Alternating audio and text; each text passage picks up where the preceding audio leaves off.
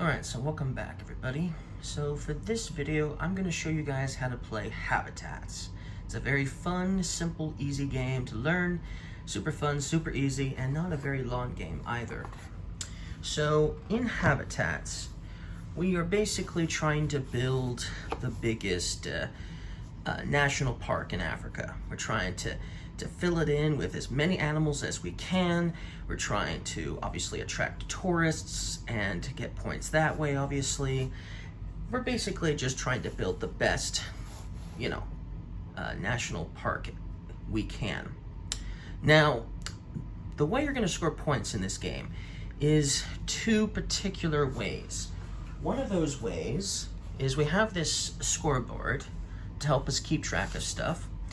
And so the game is going to kind of have about 3 basically years, okay? And each year you're going to score certain goal tiles. There's lots of different goal tiles. I just picked 6. So, for instance, once the first year is done, you'll score for these goals here. Once year 2 is done, you'll score for these goals. Once year 3 is done, you'll score for those goals. And then you can, write it down accordingly on this little handy chart here. And you'll notice that each of these are represented by a different color. And we're currently playing with a red and purple Jeep. And so we'll be marking them down on this red and this purple area. And you'll notice year 1 has goal 1 and 2. So goal 1 and goal 2, okay? And same thing with year 2 and same thing with year 3. Now, there's a certain amount of turns in each year. So let's just grab this so you guys can get a better look at it. You'll notice that in year 1, we will play 10 turns. And so we have this little marker here that can help us keep track of the amount of turns that we will be playing each round. So the first round for this particular setup for 2 players, it's going to be 10 turns. But then for year 2, it's going to be just 7 turns. And for year 3, it's also just going to be 7 turns, okay? So that's how that's going to work. Now you're going to score points at the end of every year for each of those goals on each side as you go down the year list. But at the end of the game is when you'll score points for all of your animals, as well as points for flowers, points for the watchtowers, points for campsites, points for tourists, and points for basically gates into your park. Okay, so you'll do all of that scoring at the end of game, and I'll show you guys how you would score each individual one in a moment. But that's how you're basically going to score points in this game. And obviously there's a bunch of different goals you can score for, like for instance with this one, whoever has the most unique flowers will score 5 points for this goal here. And in unique flowers, meaning there's 1 flower for each of the 4 different habitats: grassland, water, forest, or desert, okay? So if you have the most flowers, most unique flowers, as in 4 in total, then obviously you can score 5 points if you have the most. And if tied, then it's the most total flowers. So if you have a tie with another player in this equation, then it's whoever has the most flowers in general that wins this one, okay? This one's simple enough. Whoever has the most animals when it's time to score this one will score 5 points for that. Central Preserve here, you'll count one of your tiles that has the most tiles around it, and the max can be 8, obviously. 3, 1 on each side, that's 8, right? So at most you can only have 8, but whoever has a tile that has the most tiles around it, whoever scores higher on that, will obviously score the points for that one. This one here, small ecosystems, whoever has the most single tile habitats. So in this game, when you put a tile that is the exact same type next to another one in your ecosystem, in your park, it's going to make up a habitat. You might have 4 of the same forest, and that would next to each other, adjacent to each other, and that would be an ecosystem and a habitat, okay? And so therefore, if you have, you know, a forest over here, and you have a desert over here, and you have water here, and you have a grassland over here, but have another forest over there, and have another water over there, well, that's 5 different habitats, you know, that are separated from each other. So, you know, whoever, you know, so that's what this one's for. So diverse ecosystems would be for that equation. Most habitats is what I'm talking about. So this is a habitat. Then this one by itself is a habitat, even though it's just one water by itself. This desert one is bigger, but it's still one habitat, but it's by itself, so it would give you 3. You'd have 3. This one is a forest, but it's by itself, but it's still a separate habitat. And then this 5 is water, but it's by itself, but it's still a separate habitat, making 5 habitats. And whoever has the most habitats, as in separated habitats like that, would obviously score for this one. As for small ecosystems, it's the player who has the most single-tiled habitats, meaning habitats that only have one on their own. Whoever has the most of those that are by themselves, that are separated from the other basically colors or obvious terrains, whoever has the most of those would score higher for that one. So pretty simple for sure, scoring for goals. And then this one is the player who has the most amenities, the player who has the most watchtowers, camps, gates, and tourists all combined. The player who has the most of those would win that one. So pretty simple. A lot of easy goals for sure that you could easily complete. But that's one of the ways you'll score points, other than obviously animals in general. So let's explain the flow of the game. It's pretty simple. In fact, you each start with an entrance tile. So basically this is the entrance into your park, right? So you can't place anything on the other side of this white border, okay? But you will be, when you take a tile, you're gonna be placing it adjacent to another tile you have, as long as it doesn't, obviously, is not next to a white border like this one. And so what it tells you on your turn, it says you can take, drive, draw, and place. It's as simple as that. So let's say I was the purple player. I could, on my turn, drive my vehicle here, take this tile, okay? Put that tile there. Then it tells me to place a tile. So then I just randomly take a tile and I place it in the spot that I was previously located, okay? And that's a turn. That's as simple as that. And then you place the tile that you just took and you place it adjacent to one of your tiles, like so. Now, in order to score this meerkat here, you'll notice it has a little icon, and that icon is grass, is a grassland icon, like this one over here, for instance. That means if I want to score points at the end of the game for this meerkat, I have to have one grassland tile next to this meerkat, okay? So some of these are really easy to complete, while others will take some more time. This viper here, for instance, it needs 3 desert, and it needs another forest tile next to it. Now you're probably thinking, that's gonna be difficult to connect because I'd have to have desert, desert, desert, forest, right? Well, it doesn't necessarily need to be like that. For instance, if I had something like this tile is actually, now you're probably wondering, why would I want to take this tile? It has no animal on it, it has no flowers, it has nothing on it, it doesn't give me points. Well, it's basically 2 tiles in one. It counts as a water terrain, and it counts as a forest terrain. So you can kind of intersect your different habitats, okay? So if I was to put this here, for instance, and then I had this desert one here like so, this viper at the end of the game would score me points because you see it's next to a forest, okay? And it's next to a habitat of at least 3 desert tiles, okay?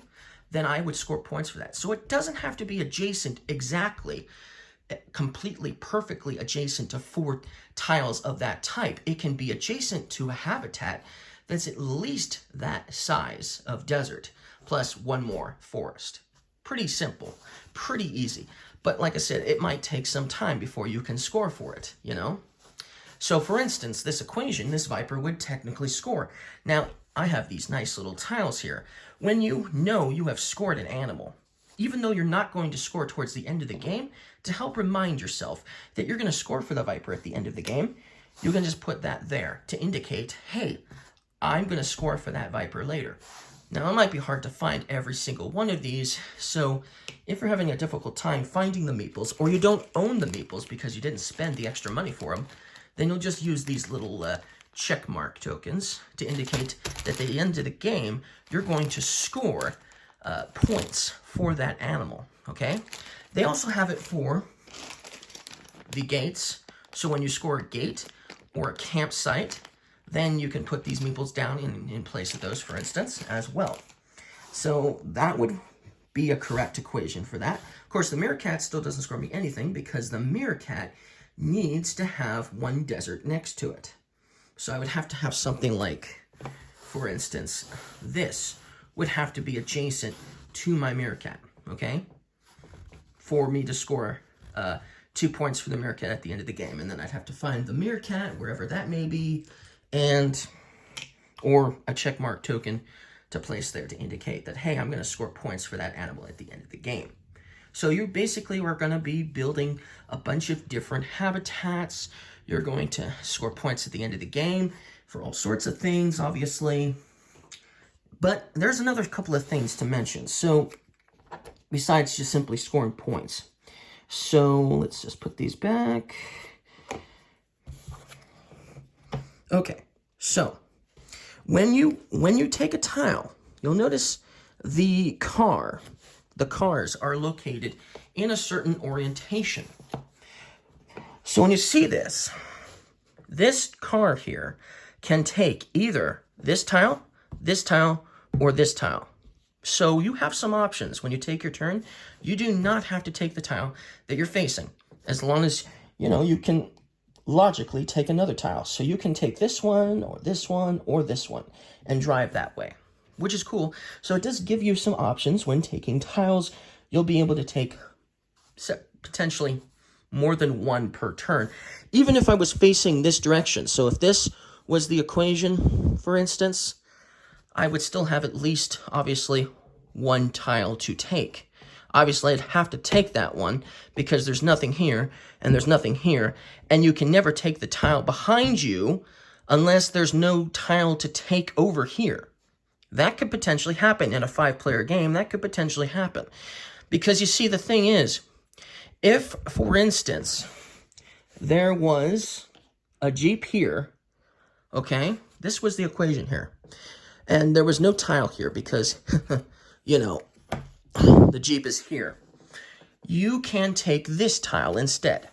So if there's a Jeep blocking you, if there's no tile you can take because a Jeep is taking the only potential tile you could have taken, then you can take the next one over in that row, okay? Basically. Or column, depending on the direction you're facing and all that jazz. So that's kind of how that works. But, maybe if you were playing with, if there was a Jeep here and a Jeep here, then maybe you wouldn't be able to take anything over here either, right? If that was to potentially happen, and the only tile you could take was directly behind you in that sort of scenario, then you could completely go do a reverse, for instance, and take that tile instead, okay? And then obviously replace where you were just at. But basically, those are the basic rules of the game. Those are the basic rules of what you can take, where you put tiles when you've taken another one, and all that jazz. Now, obviously, the reason why some may be harder than others, this mandrill here, you'll notice it has 6 icons. So this is another indication why you can take various habitats next to a tile and not just simply what's next to the tile adjacently. Because with this one, there would be no way you could place 6 tiles perfectly adjacent when only 4 could be perfectly adjacent to the mandrill. So you could have something like, for instance, like this to score for the mandrill. This one counts as forest and water, so that's useful. This one is obviously forest. This one is water. And so if you had that exact equation like that, the mandrill would have the equation it needs to score points at the end of the game. So then I'd be able to put something down for the mandrill, for instance. And I'd put that down to indicate that, hey, I'm going to score for the mandrill at the end of the game. So there's obviously, there's a lot of ways to mitigate where you place tiles, and obviously how you're going to score for your animals on all that jazz. But basically, that's how you score points for the animals. Now, what about some of the other stuff? Well, the way the tourist, this is the tourist tile. For instance, this tourist tile will score you 1 point for every desert habitat in the preserve. So, this one would score you 1 point for every desert habitat. So if I had it like this, okay, and this was my equation, I'd only score 1 point for this tourist because there's only one desert habitat. I'd have to have a separate desert habitat away from that particular desert habitat. So I'd have to have something like that. And then I could score 2 points. So you're going to score 1 point for every desert habitat in your preserve. So that makes sense. Having multiple habitats doesn't hurt. So you don't necessarily have to build the biggest desert. You don't necessarily have to build the biggest forest or the biggest water habitat. But you definitely might want to have several habitats for sure. But that's how the tourist is going to score for you. The way the gates work is you'll notice it has a border, white border line. So that means you can't place it like that. That's an illegal placement because you can't place anything here or here. So I'd have to place it something like this. And then if I was to put something here, then I would put down one of these red gate tokens, okay, to indicate that at the end of the game I'm scoring for this gate, okay? That's how that's going to work. The way the campsite is going to work is you won't score the 7 points at the end of the game unless you're able to completely put something on each end that is specified, basically.